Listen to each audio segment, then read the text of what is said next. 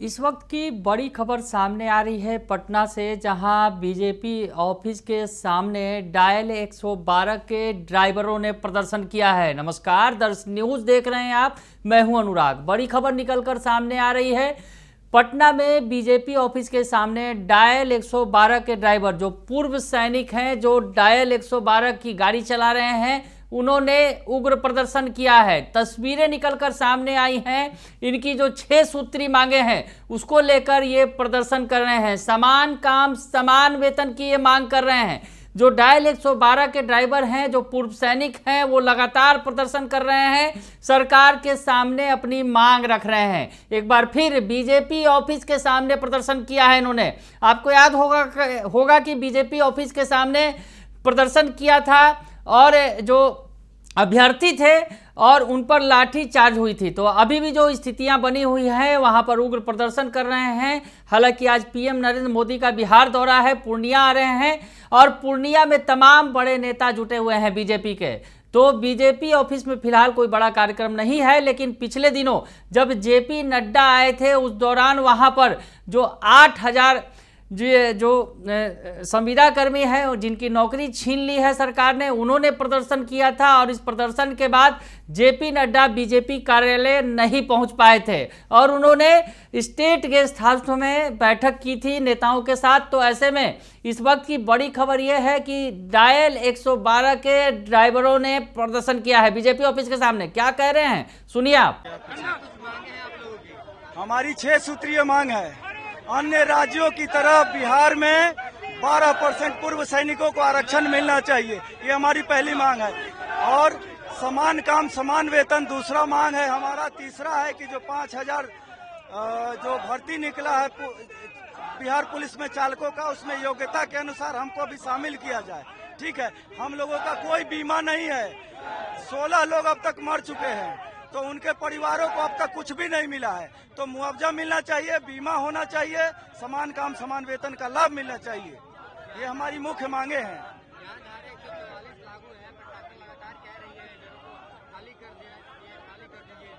देखिए, हम सभी धाराओं का सम्मान करते हैं, परंतु हम 15 दिन से वहां गर्दनी बाग धरना स्थल पे बैठे हुए हैं, कोई हमारी सुधी लेने वाला नहीं है। जी, मेरा नाम धीरज सिंह यादव हुआ। मैं पूर्व सैनिक संघ का उपाध्यक्ष हूँ। सबसे पहले मैं मीडिया भाई को धन्यवाद कर देना चाहता हूँ। हम लोग डायल 112 में चालक पद पे हैं। 2022 से लेके अभी तक हम लोग 5500 चालक पद पे हैं।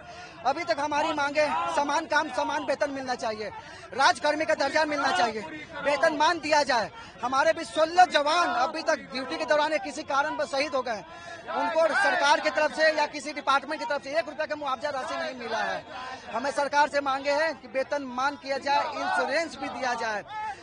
अगल बगल के राज्य में देखिए, वहाँ पे इंश्योरेंस का, वहाँ पे कम से कम 10% 12% पूर्व सैनिकों का आरक्षण है, लेकिन बिहार के अंदर 1% का भी आरक्षण नहीं है।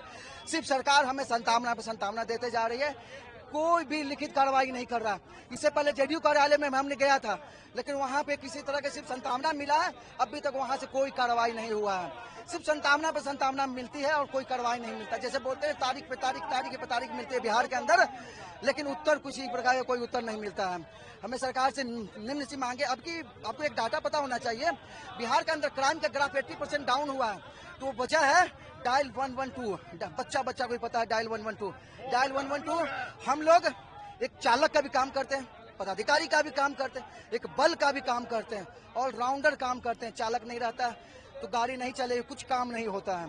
लेकिन हम लोग 24 घंटा तत्पर हैं, लेकिन सरकार इसकी शाबाशी सिर्फ अपने आप ले रही है, लेकिन हमें इसको 1% का फायदा नहीं दे रहा है। ऐसा क्यों? हमारे भी 16 जवान शहीद हो गए, उनके आश्रितों को, उनके परिवार को 1 रुपया का मुआवजा राशि नहीं मिलता। साथ में पुलिस बगल में बैठे हुए रहते, पुलिस प्रशासन पदाधिकारी बैठे हुए रहते हैं, उनको 2 करोड़ का इंश्योरेंस मिलता है। हमें ऐसा क्यों? हमें 0/0 क्यों मिलता है? श्रीमान, हमें नम्र निवेदन अनुरोध है कि हमारी मांगों को पूरा किया जाए, अन्यथा ये जो हमारे सदस्य जो है चालक संघ जो निर्णय लेगा वही करेंगे।